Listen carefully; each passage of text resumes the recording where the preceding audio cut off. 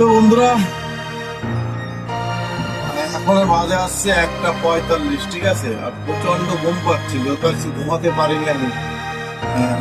সে কালিয়ার সাথে জ্যাম ছিল, ফের শিলিগুড়ি থেকে অলরেডি লোড নিয়ে ফের বেরিয়েও পড়িছে, ঠিক আছে। আসে যাক, সারাদিনে ঘুম হয়নি, এখনো ঘুম পাচ্ছে প্রচুর। তো আমাকে অনেকে জিজ্ঞেস করে যে দাদা তুমি ঘুম পেলে কি খাও, ঠিক আছে।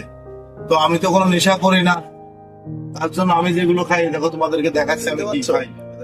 বাবুল গাম আছে, জলজিরা আছে, আদা কুচনো আছে, ঠিক আছে, আদার মধ্যে লবণ দিয়ে কুচনো আর কি। আর এখানে আছে বিস্কুট আছে। আর এইটা হচ্ছে তোমার এই আমলকি, ঠিক আছে, এইটা পাঁচ পাঁচ। আর এইটা হচ্ছে তোমার কফি, ঠিক আছে।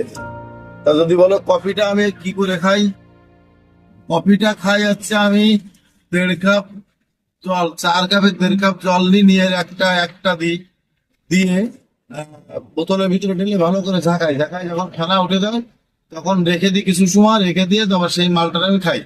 খেলে কি আর চোখটা আর বোঝে না, অনেকটা উপকার। কিন্তু অনেকে কি করে, ওই ওই কফিটা ডাইরেক্ট গালে ঢেলে দিয়ে না জল ঢেলে দেয়। এরকম কেউ করবে না, কেন জানো তো? এরকম যদি করো না তাহলে ওই ব্লাড প্রেশার বেড়ে যাওয়ার ভয় থাকে, যে কোনো সময় ব্লাড প্রেশার বেড়ে যেতে পারে, যে কোনো সময় একটা দুর্ঘটনা ঘটতে পারে, ঠিক আছে। এই জন্য আমি যেভাবে বলছি এইভাবে খাবে, দেখবে অনেক উপকার হবে, ঠিক আছে। আর যেমন উপকার আছে তেমন ক্ষতিও আছে যে কোনো জিনিসের, ঠিক আছে। এসে ব্যাপার। তো চলো বন্ধুরা, সবাই ভালো থেকো, আর একটু সাপোর্ট করো। আর যদি ভুল ভ্রান্তি হয়ে থাকে কোনো কথায় অবশ্যই ক্ষমা করে দিও, ঠিক আছে। তো যেহেতু ঘুমাতে পারিনি আজকে, ঠিক আছে, প্রচন্ড ঘুম পাচ্ছে, কেন কালকে তো সারা রাত কালিয়াচাকে জ্যাম ঠেলেছিলাম, আর আজকে শিলিগুড়িতে লোড নিয়ে বেরিয়ে পড়েছি, ঘুমানোর টাইম পাইনি, ঠিক আছে।